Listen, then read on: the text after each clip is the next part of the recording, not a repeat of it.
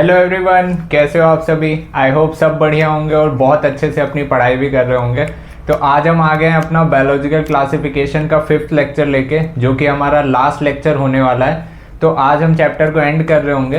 तो virus start करने से पहले मैं आपको थोड़ा सा एक दो चीज़ें लिखवा देता हूँ, जो हमारे प्लांट किंगडम वाला टॉपिक है और एनिमल किंगडम वाला टॉपिक है, जो इस चैप्टर में दिया हुआ है।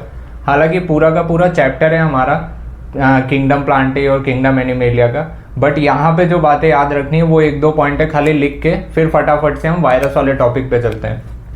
तो किंगडम प्लांटी में जो बातें हैं उनमें है कि इंसेक्टिवोरस प्लांट के बारे में नाम लिखा है उसका, वो याद रखना है। दूसरा एक पैरासिटिक प्लांट का नाम है, वो याद रखना है। जैसे किंगडम प्लांटी वाले में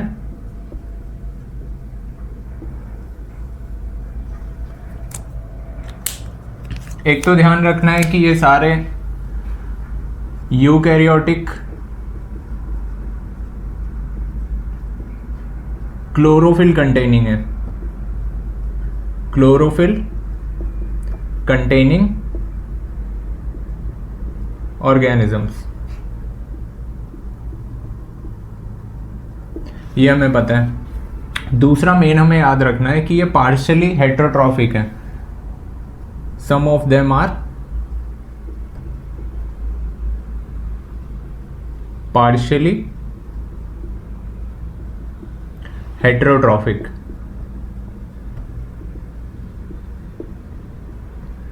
Such as एक है इंसेक्टिवोरस, जो इंसेक्ट्स को खाते हैं अपनी नाइट्रोजन की रिक्वायरमेंट पूरी करने के लिए, और एक है पैरासिटिक। ये दो मोड है। इंसेक्टिवोरस में हमें याद रखना है, एक है ब्लैडरवर्ट नाम, ब्लैडरवर्ट। दूसरा एक याद रखना है Venus fly trap, Venus fly trap. Parasitic में हमें याद रखना है कस्क्यूटा। ये हमें प्लांटी में हमें याद रखना है। मेनली किंगडम एनिमेलिया वाले में तो कुछ ऐसा सच ध्यान नहीं रखना है क्योंकि पूरे चैप्टर में कवर है, बट फिर भी एक दो पॉइंट हम लिख लेते हैं कि ध्यान रहे यहाँ पे। किंगडम एनिमेलिया का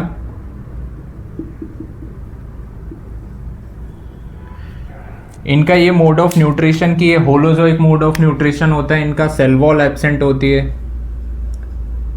cell wall absent, holozoic nutrition होता है, और ये भी डायरेक्टली और इनडायरेक्टली प्लांट्स पे डिपेंड होते हैं। बस और ज़्यादा याद नहीं रखना है इसमें। दे आर डायरेक्टली और indirectly depend on plants. Directly depend होने का मतलब है कि हम डायरेक्ट कोई प्लांट का सोर्स हम खा ले रहे हैं, कोई अनाज हो गया, कोई फल हो गया, ये सारी चीज़ें। इनडायरेक्टली का मतलब है कि हम किसी उस एनिमल को खा रहे हैं जो कि एक हर्बीवोर है, जो ग्रीन प्लांट्स ये सारी चीज़ें खा रहा है। तो डायरेक्टली और इनडायरेक्टली हम प्लांट्स पे ही डिपेंड हुए, तो ये बात इसमें लिखी गई है। नेक्स्ट हम आगे चलते हैं, अपना वायरस वाला टॉपिक लेकर चलते हैं और उसमें ध्यान से पढ़ते हैं। आप एक बार इसे नोट कर लो, तब आगे बढ़ते हैं।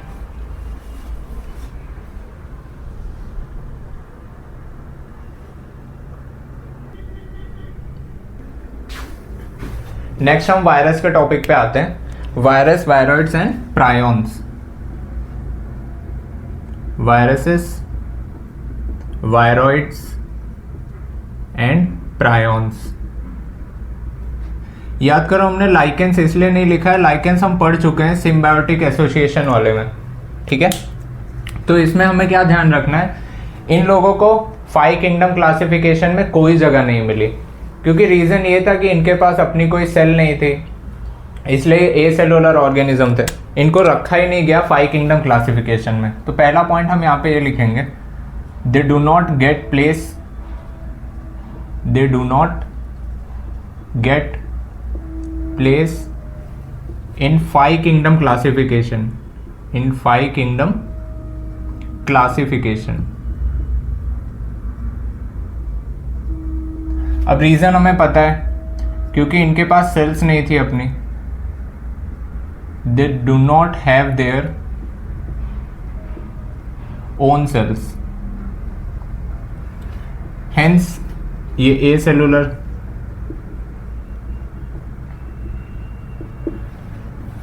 अब ये आउटसाइड द लिविंग सेल, एक लिविंग सेल के बाहर जब आप इन्हें नोटिस करोगे तो ये इनर्ट स्ट्रक्चर में होते हैं, इनर्ट क्रिस्टलाइन स्ट्रक्चर होते हैं। इनर्ट मतलब होता है निष्क्रिय, मतलब वो कोई काम नहीं कर रहे होते हैं। जब वो किसी सेल में एंटर करते हैं तब वो अपना सारा का सारा काम करना दिखाते हैं, ठीक है।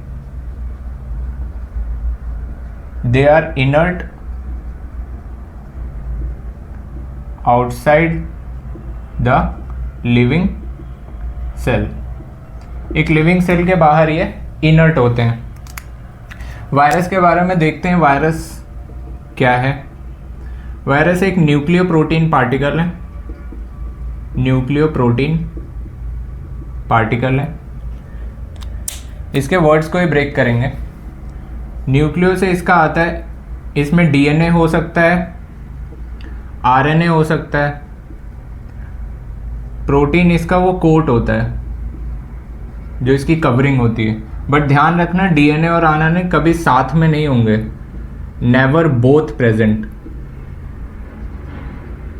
ये साथ में कभी नहीं प्रेजेंट होंगे, या तो डीएनए होगा या तो आरएनए होगा। एक चीज यहाँ पे देख लेते हैं कि जो प्लांट्स होते हैं, एनिमल्स होते हैं, बैक्टीरिया होते हैं, इनमें जो वायरस इन्फेक्ट करता है वो कौन सा वायरस होता है, उसका जेनेटिक मटेरियल का क्या कंपोजिशन है। जैसे कि प्लांट में जो इन्फेक्ट करता है वो हमारा मेनली होता है सिंगल स्टैंडर्ड आरएनए।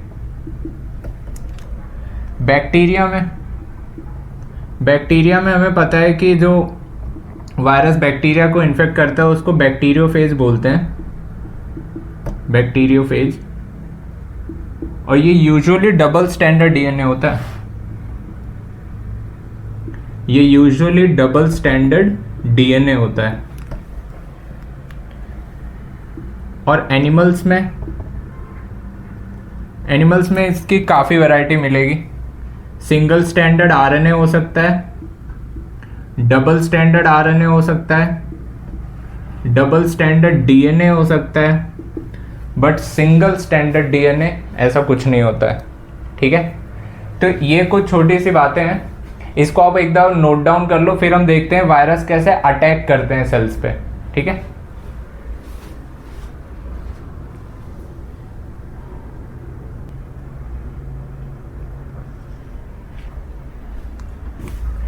नेक्स्ट देखते हैं ये अटैक कैसे करते हैं,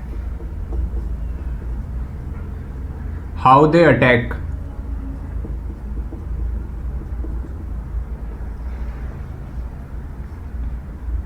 ये मैंने बनाया बैक्टीरियोफेज वायरस है, इसका हेड था, ये नेक है, और फिर यहाँ से इसकी टेल फाइबर्स हैं, ठीक है। यहाँ पे गैप रख देता हूँ। ये इसका जेनेटिक मटेरियल है, और मेनली यही जेनेटिक मटेरियल ही इन्फेक्शियस होता है। ये है बैक्टीरिया, और बैक्टीरिया में ये अपना डीएनए ट्रांसफ़र करेगा। ये पता है ना, बैक्टीरिया के ऊपर बैठता है और अपना डीएनए ट्रांसफ़र करता है उसके अंदर, और यही डीएनए फिर रेप्लिकेशन होगा, रेप्लिकेट होगा, ठीक है। तो यहां से हम एक बात लिख सकते हैं, it transfers genetic material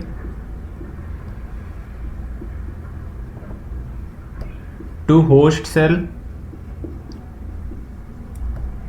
and replicate, है ना, कि अपना ये जेनेटिक मटेरियल ट्रांसफर करेगा, उसे रेप्लिकेट करेगा। इससे होगा क्या, ये अपना नंबर बढ़ाता चला जाएगा, बहुत सारा नंबर अपना इसमें ही बढ़ा लेगा। फिर जब ये बर्स्ट करेगा, फटेगा, तो इसके डीएनए अलग अलग सेल्स में जाएंगे, फिर उन्हें इन्फेक्शन करेंगे। ऐसे करते करते ये पूरी की पूरी सेल की मशीनरी को हाईजैक कर लेते हैं।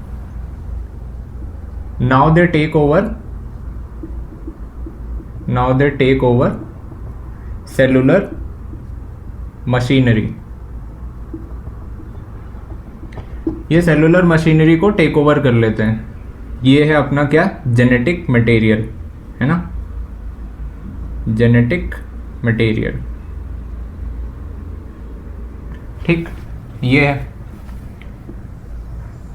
फिर ये बैक्टीरिया, इसके अंदर जब ये काफ़ी सारे इनका ग्रुप बन जाता है तो ये अपना डीएनए और ये प्रोटीन का कोट बनाएंगे, काफ़ी अपनी जनसंख्या इसमें बढ़ा लेते हैं। फिर ये बर्स्ट करता है और ये नियर बाई सेल्स पे अटैक कर देते हैं। फिर जो भी आसपास की सेल्स होगी फिर ये उन्हें इन्फेक्ट कर देते हैं। ठीक है, तो ये कोड था। यहाँ पे आप लिख सकते हो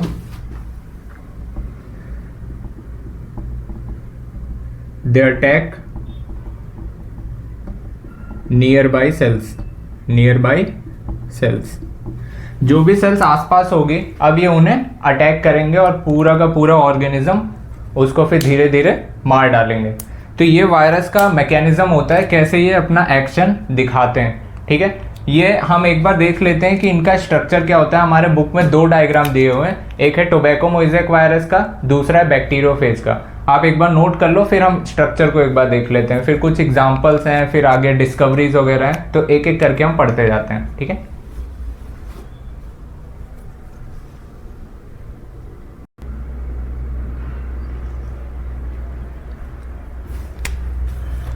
अब हम देखते हैं वायरस का स्ट्रक्चर जो हमारे बुक में दिया हुआ है।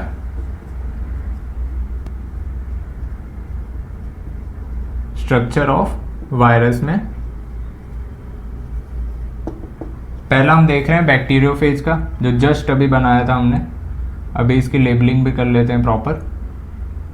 ये इसका हेड था, अब इसकी नेक बनाते हैं, जिसको आप शीथ भी कहते हो।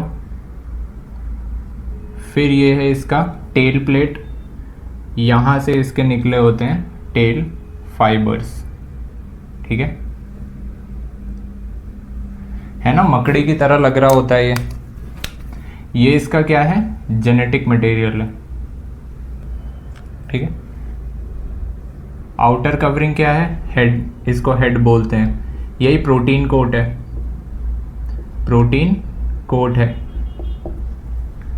और ये है अपना जेनेटिक मटेरियल, जेनेटिक मटेरियल। और यही इन्फेक्शियस होता है। जब आपसे पूछा जाए ना कि एक वायरस में इन्फेक्शियस क्या होता है, तो उसका जेनेटिक मटेरियल होता है। ये है शीथ या फिर नेक कह लो, और ये बॉक्स लाइक स्ट्रक्चर है आपका प्लेट, और ये फाइबर्स हैं आपके टेल फाइबर्स। और ये डायग्राम हमारा है बैक्टीरियोफेज का, बैक्टीरियोफेज वायरस।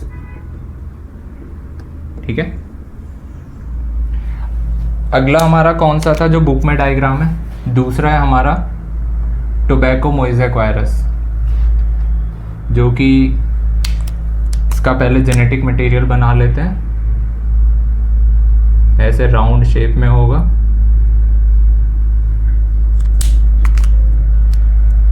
फिर इसके बाहर इसकी होगी कैप्सिड टाइप की लेयर्स। ये सब कैप्सोमियर्स हैं, छोटे छोटे। ऐसे आपके बुक में बना होगा ना डायग्राम, आपने देखा होगा। ठीक है, उतना प्रॉपर तो नहीं बना है, बट हाँ इंडिकेट कर सकते हैं। ये हमारा क्या है, याद करो टोबैको में इन्फेक्ट कर रहा है, मतलब ये क्या है, प्लांट है तो सिंगल स्टैंडर्ड आरएनए है। ये आपका क्या है, जेनेटिक मटेरियल है। ठीक है, और एक सेगमेंट को अगर हम पकड़ते हैं तो उसको हम कहते हैं कैप्सोमियर, कैप्सोमियर। और इस पूरे एरिया को लेते हैं, जेनेटिक मटेरियल को छोड़ के ये जो पूरी यूनिट है इसको हम क्या बोलते हैं, कैप्सिड। ठीक है, और कैप्सिड क्या करती है, it protects genetic material, genetic material. ये जेनेटिक मटेरियल को प्रोटेक्ट करके रखती है। ये है हमारा टोबैको मोज़ेक वायरस, इसको TMV भी बोलते हैं हम, टोबैको मोज़ेक वायरस। मोज़ेक का मतलब पता है? मोज़ेक का मतलब होता है कि धब्बे टाइप के पड़ जाना, धुंधला धुंधला सा दिखे, कहते हैं ना ब्लड विजन, कुछ इस तरह का है टोबैको। ये मोज़ेक का मीनिंग होता है ब्लरी, ठीक है। तो ये अपने दोनों डायग्राम जो NCERT में दिए हुए हैं, एक बार देख लेते हैं। जो एग्जाम्पल्स याद करने वाले हैं वो याद करके फिर डिस्कवरी वाला पार्ट हम खत्म करते हैं। एक बार आप इसे नोट डाउन कर लो।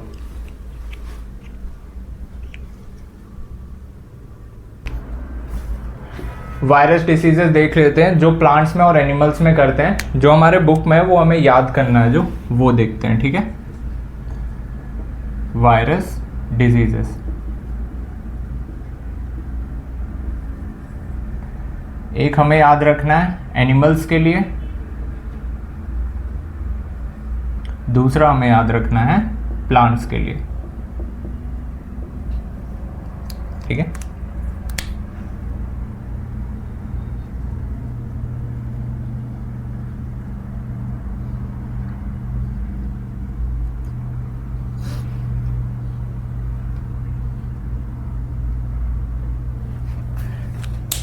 यह भी मैं बताता हूँ क्या है, ये ट्रिक है, बट पहले आप एग्जाम्पल एक बार लिख देता हूँ, याद रख लो। Mumps, measles, smallpox, herpes, AIDS, influenza और ये है पोलियो, लास्ट में है रूबेला। ये मैंने याद कैसे रखा था, या तो आप इसे लिख लिख के एक बार याद कर लो तो भी आपको याद हो जाएगा, कुछ ऐसा टफ नहीं है, बट मैंने ऐसे ही ट्रिक बना ली थी, अजीब सी है। देखो इसमें मैं याद कैसे करता था, ये स्टार्टिंग के वर्ड्स पकड़ता था, इसका मतलब क्या है वो मैं बताता हूँ अभी।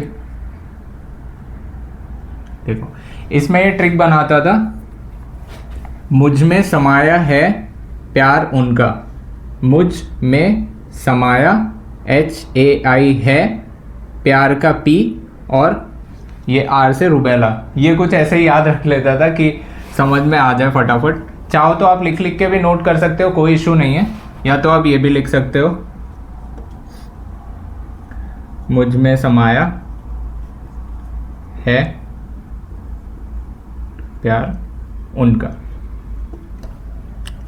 इनमें से वर्ड्स कौन कौन से उठाने, एक MU, ME, SHAI, P और RU, ठीक है।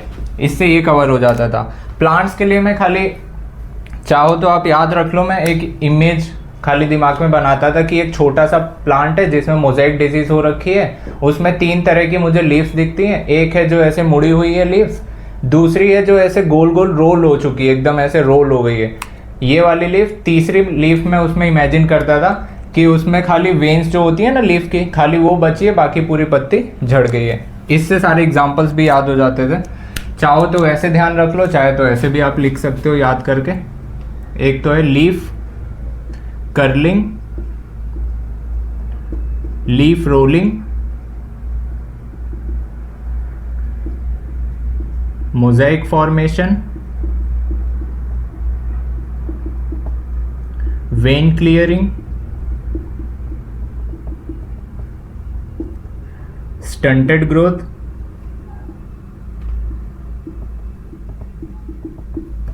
ये सारी चीजें हैं, ठीक है। इसमें आपका कवर आ गया कर्लिंग वाला, रोलिंग वाला, वेन क्लियरिंग, मोज़ेक फॉर्मेशन और स्टंटेड ग्रोथ, छोटा सा प्लांट, ठीक है। इसमें आप चाहो तो ये वाला ऐसे भी याद कर सकते हो या फिर लिख लिख के याद कर सकते हो, मर्जी आपकी है, जो आपको सही लगे। एक बार आप इसे नोट डाउन कर लो, फिर हम आगे नेक्स्ट चलते हैं और डिस्कवरी और ये सारे पार्ट हम कवर करते हैं।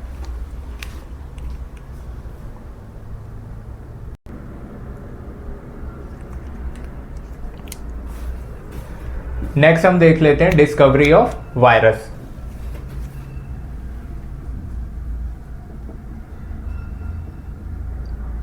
डिस्कवरी ऑफ वायरस, अलग अलग साइंटिस्ट आए, डिस्कवरी दी उन्होंने। पहले नाम लिखता हूँ अपने आइवन ऑक्सी का, ठीक है।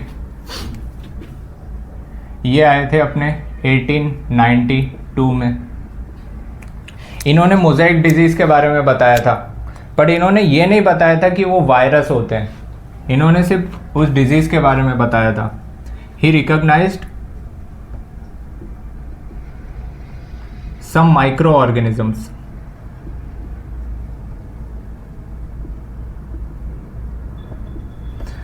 उन माइक्रो ऑर्गेनिजम्स ने जो टोबैको मोज़ेक डिजीज कर रहे थे, उनका नाम तो बाद में बेजरनिक ने दिया था। He recognize some micro organism which cause mosaic disease in tobacco plant. अब इन्होंने उस ऑर्गेनिज्म का नाम वायरस तो नहीं बताया था, नेक्स्ट साइंटिस्ट ने हमारे उसके बारे में बताया था, जो थे हमारे M.W. बेजरनिक। ये आए थे 1898 में, ठीक है। इन्होंने एक टर्म दी थी कॉन्टेजियम वाइवम फ्लूइडम, जिसका मतलब होता था कि वो लिक्विड जो होता है वो इन्फेक्शियस लिक्विड है। इन्होंने ये टर्म दी थी, और वो जो टोबैको प्लांट था जिसमें मोज़ेक डिजीज हो रखी थी, वो लिक्विड उसमें से निकाला था उन्होंने और उसका पेस्ट बनाया था, और दूसरे प्लांट में जब डाला उन्होंने देखा वो इन्फेक्शन हो रहा है। बाद में जब एनालाइज किया तो पता चला कि वो कोई पैथोजन है, उसका नाम इन्होंने वायरस दे दिया था। इन्होंने जो टर्म दी थी वो था कॉन्टेजियम वाइवम फ्लूइडम। इसका मतलब ही यही होता है इन्फेक्शियस लिविंग फ्लूइड। कहाँ से इन्होंने निकाला था? Extracted from infected tobacco plant. और इन्होंने उस पैथोजन का नाम, he named that pathogen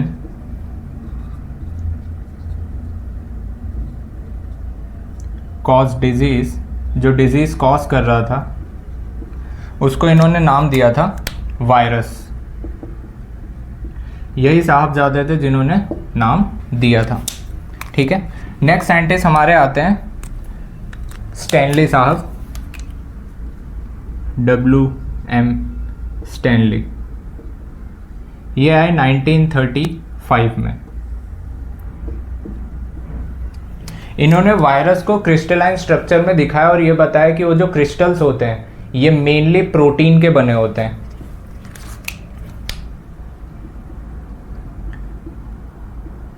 He showed that virus could be crystallized, कि ये क्रिस्टल फॉर्म में बन सकते हैं, ठीक है। दीज क्रिस्टल्स जैसे चीनी के टुकड़े होते हैं crystal, these crystals were mainly of proteins. और ये वायरसेस ऑब्लिगेट पैरासाइट होते हैं। वायरसेस आर ऑब्लिगेट पैरासाइट होते हैं। ऑब्लिगेट मतलब उसके बिना ये जी नहीं पाएंगे, उस होस्ट के बिना, वरना इसका कोई अस्तित्व ही नहीं है। वही तो हम लिखते हैं ना, इनर्ट होते हैं। They are inert outside their specific host. यहाँ पे स्पेसिफिक होस्ट इसलिए लिख रहा हूँ क्योंकि ये जितने भी वायरस होते हैं ना, किसी स्पेसिफिक प्लांट या एनिमल को ही इन्फेक्ट कर रहे होते हैं। जैसे टोबैको मोज़ेक वायरस है, वो एक टोबैको प्लांट को इन्फेक्ट कर रहा होगा, उसमें डिजीज कर रहा होगा, ना कि वो किसी आम के पेड़ में या किसी और पेड़ में डिजीज कर रहा होगा। तो इसलिए हम लिख रहे हैं दे आर इनर्ट आउटसाइड, वो बाहर निष्क्रिय होते हैं, जब तक किसी बॉडी के अंदर ये अंदर नहीं चले जाते तब तक अपना काम नहीं शुरू करते। और inert outside their specific host, एक स्पेसिफिक होस्ट को ही ये इन्फेक्ट करते हैं। ठीक है, ये आप एक बार नोट डाउन कर लो, फिर हम देखते हैं कि वायरॉइड्स और प्रायॉन्स के बारे में।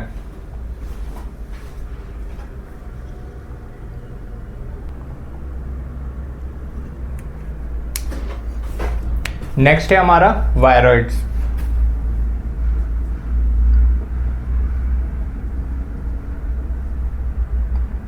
वायरॉइड्स को दिया था हमारे टी.ओ. डीनर साहब ने, टी.ओ. डीनर साहब ने 1971 के टाइम पर।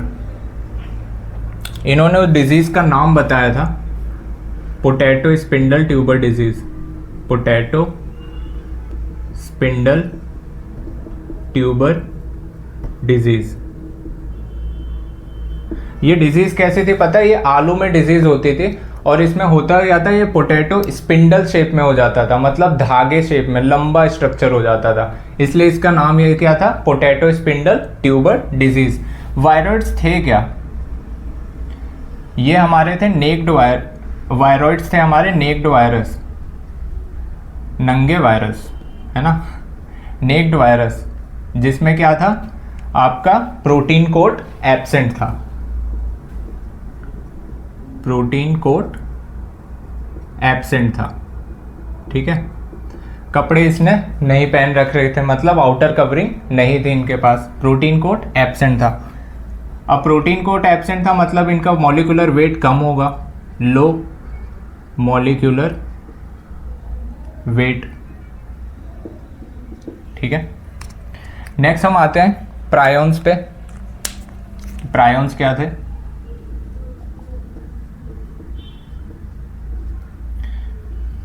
ये सिंपल प्रोटीनेशियस पार्टिकल थे जो इन्फेक्शन कॉज कर रहे थे।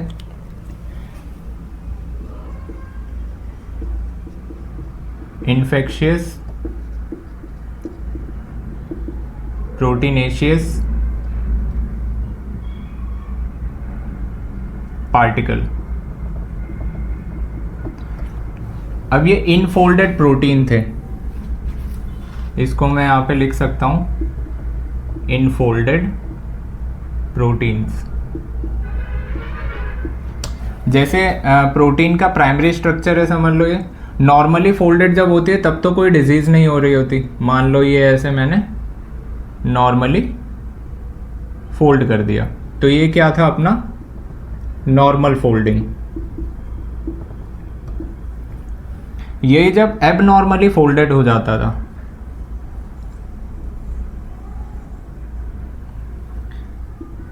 एबनॉर्मली फोल्डेड प्रोटीन, अब ये डिजीज कॉज करता था और ये ब्रेन को अफेक्ट करता था, अफेक्ट्स ब्रेन।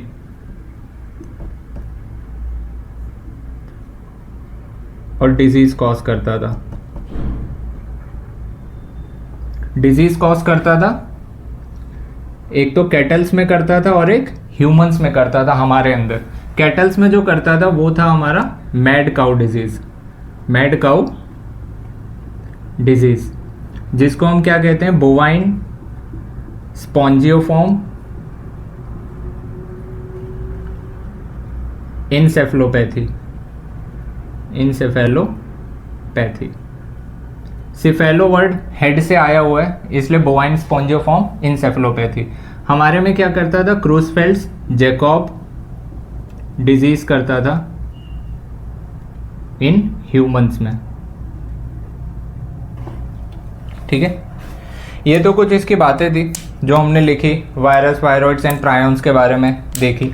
अगर आप साइज की बात करोगे कि इनमें साइज का क्या कॉम्बिनेशन रहा है, तो आप इनमें देखोगे कि सबसे छोटे कौन से थे, वायरॉइड्स थे। क्यों? क्योंकि इनके पास प्रोटीन कोट वगैरह कुछ था ही नहीं, तो वायरॉइड सबसे लास्ट में आएंगे। आपके एनसीईआरटी में ये चीज़ लिखा भी है, इनकी साइज का जो ऑर्डर है वो लिखा है कि वायरॉइड्स